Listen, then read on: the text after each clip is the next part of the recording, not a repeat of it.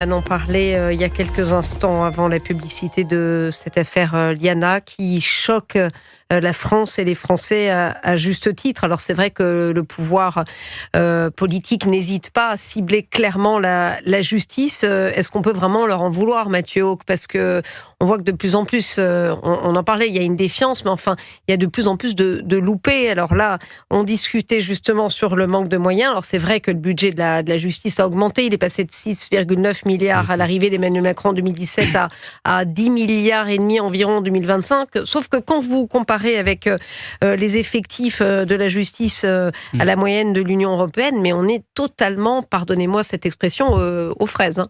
Oui, en effet, vous avez raison sur la question des moyens. Le président de la République s'était engagé à doubler le budget de la justice en 2017, ce qu'il a quasiment fait avec les chiffres que vous avez indiqués. Mais en revanche, en 2025, les dépenses par habitant en France sur la justice, c'est 77 € par habitant, lorsque en Allemagne, c'est 136 € ou aux Pays-Bas, c'est quasiment un peu moins de 200 €. Et je crois qu'en Suisse, c'est encore plus important. Donc il y a effectivement une question de moyens, mais le problème étant que la question de moyens ne justifie pas tout.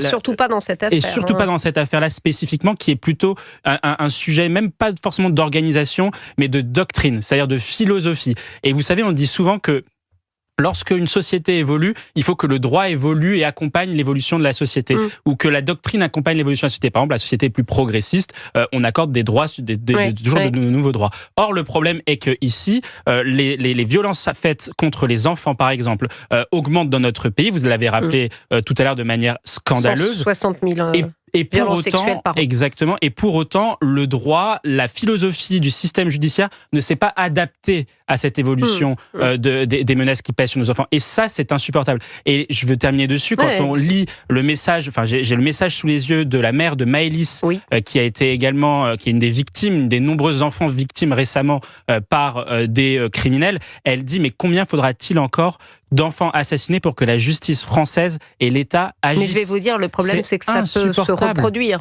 Je ne vois pas comment, là, on peut... Mais le problème, c'est qu'il faut, encore une fois, faire changer le logiciel. Il faut véritablement changer le logiciel. Le premier point à faire, c'est effectivement de donner des moyens supplémentaires, mais le deuxième point, c'est véritablement de changer le logiciel, par exemple, en demandant et en réduisant d'une certaine façon la liberté de prononcer des peines des juges, en rapprochant de plus en plus la peine encourue pour un délit ou un crime de la peine qui est réellement exécutée. Sur une affaire, par exemple, de viol, vous avez, et je terminerai dessus, mais vous avez la peine encourue sans circonstances aggravantes, c'est 20 ans de réclusion en prison. Le problème est que la peine prononcée par un juge avant le réaménagement de peine, c'est 12 ans. Donc vous avez déjà un écart de 8 ans. Et la peine réellement effectuée par un violeur, en moyenne, c'est 7 à 8 cher Mathieu, ans. vous parlez des peines, mais encore faudrait-il qu'il y ait eu transmission. Là, la procédure n'y était même pas. Même, je vais vous dire, ce Jérôme B, ensuite se prendre des revers électoraux et puis revenir à la charge.